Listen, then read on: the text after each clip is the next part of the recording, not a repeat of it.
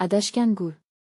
5 kunlik dunyo serialining ilk qismi 5-yanvar kuni 2026-yilda soat 19:05 o'tganda Milliy telekanalida namoyish etiladi va birinchi sahnalardanoq tomoshabinni jiddiy va mazmunli voqealar kutayotgani seziladi. Serial hayot, taqdir va tanlov mavzulariga sokin, ammo chuqur yondashuv bilan e'tiborni tortadi. Asar voqealari shoshilmasdan rivojlanadi, bu esa qahramonlarning ichki dunyosini yaxshiroq anglash imkonini beradi. Har bir epizodda his-tuyg'ular tabiiy, suhbatlar esa sun'iylikdan xoli.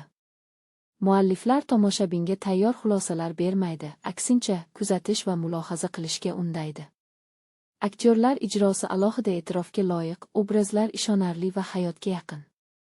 Tasviriy yechimlar serialning umumiy kayfiyatini kuchaytirib, voqealarni yanada ta'sirchan qiladi. Musiqa esa sahnalarga mos ravishda tanlangan bo'lib, umumiy muhitni boyitadi. Birinchi qismdayoq Adashgan gul. 5 kunlik dunyo puxta o'ylangan, mazmunli va tomoshabinni o'ziga torta oladigan loyiha ekanini ko'rsatadi. Bu serial shunchaki tomosha uchun emas, balki o'ylash va his qilish uchun yaratilgandek taassurot qoldiradi.